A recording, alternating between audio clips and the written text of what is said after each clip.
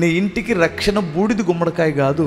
నీ ఇంటికి రక్షణ పెద్ద నాలుగు పెట్టుకొని నాలుగు మీద పెద్ద మండ్రగబ్బనేసి ఇది కాదు.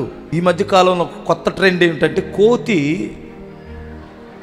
ఇట్లా ఎక్కిరిస్తే అది కాపలా అంట. కోతి బొమ్మ ఎక్కిరించినట్లుంటుంది, అది వాళ్ళ ఇంటికి కాపుదలంట.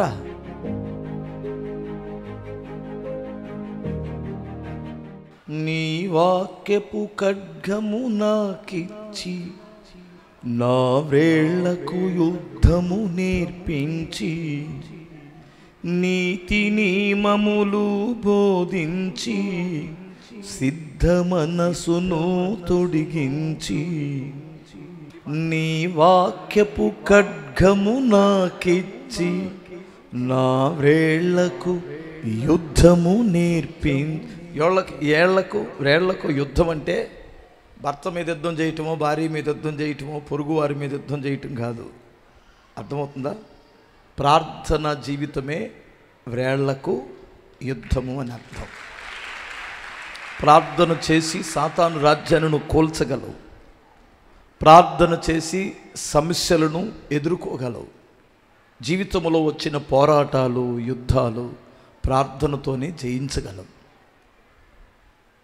ప్రార్థన చేసి అలవాటు మనకున్నప్పుడు దేవుడు సమస్యలని మన కాళ్ళ కింద తొక్కేస్తాడు. గుర్తుపెట్టుకుని, నీ వాక్యపు ఖడ్గము నాకిచ్చి నా వేళ్లకు యుద్ధము నేర్పించి నీ నీతి నియమములు బోధించి సిద్ధ మనసును తొడిగించి రక్షణ శిరస్త్రాణము నాకు కవచముగా ధరించితివి.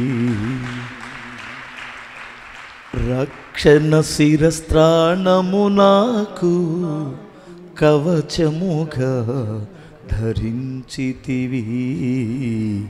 సన్నుతించెదను. ఇందిరాగాంధీని చంపడానికి ఒక సమయాన్ని, ఒక తరుణాన్ని ఎత్తుక్కున్నారు శత్రువులు, దుర్మార్గులు. ఏమిటి ఆ తరుణం అంటే, ఆమె ఇంట్లో ఉన్నప్పుడు లేదు, ఆమె స్నానం చేసి వచ్చేటప్పుడు ఒక టైంలో ఆమె ఆదమరిసి ఉండే టైం ఒకటి ఉంటుంది. అప్పుడు ఆ బుల్లెట్ ప్రూఫ్ ఆ కవచాన్ని తీసేసింది. ఆ కవచం తీసిన సమయాన్ని చూసి కాల్చిపడేశారు. ఆ కవచం ఉంటే ఆమె చనిపోయి ఉండేది కాదు. ఈరోజు నీకు నాకు దుష్టుడు మన మీద ఎప్పుడు ఏ టైంలో దాడి చేస్తాడో తెలియదు కనుక ఆయన మనకు రక్షణ కవచాన్ని ఇచ్చాడట. రక్షణ కవచం ఇది నీ ఆత్మను మాత్రమే కాదు, నీ శరీరాన్ని రక్షిస్తుంది, నీ కుటుంబాన్ని రక్షిస్తుంది, నీ పిల్లల్ని రక్షిస్తుంది, నీ ఇంటి చుట్టూ కంచె నుంచుతుంది, భద్రతనిస్తుంది. అదే కదా యోబు విషయంలో మాట్లాడతాడు సాతానుడు, నువ్వు ఊరికినే నిన్ను స్తుతిస్తున్నాడా, అతని ఇంటి చుట్టూ నీవు కంచె నుంచావు కదా, రక్షణ కవచాన్ని ఉంచావు కదా అన్నాడు. కొట్టు. నీ ఇంటికి రక్షణ బూడిద గుమ్మడికాయ కాదు. నీ ఇంటికి రక్షణ పెద్ద నాలుగు పెట్టుకొని నాలుగు మీద పెద్ద మండ్రగబ్బనేసి అది కాదు. ఈ మధ్య కాలంలో కొత్త ట్రెండ్ ఏమిటంటే కోతి ఇట్లా ఎక్కిరిస్తే అది కాపలా అంట.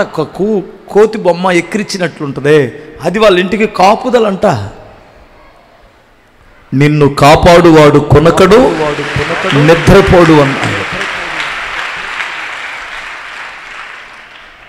యెహోవా నా కాపరి, నాకులేమి కలుగదులే. పచ్చిక గల చోటుల్లో పరుండ చేయును, శాంతికరమగు జలముల యొద్దకు నన్ను నడుపును.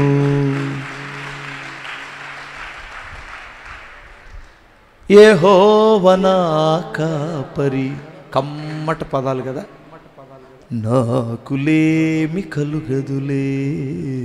గాఢాంధకారపు లోయలలో నేను నడచినను, దేనికి నేను భయపడక ఉందును. నాతోనే ఉన్నది నా దేవుని బాహువు, ఏ శత్రువు రాకుండా నన్ను కాయుచున్నది. నాతోనే ఉన్నది నా దేవుని బాహువు, ఏ శత్రువు రాకుండా నన్ను కాయుచున్నది. హల్లెలూయా.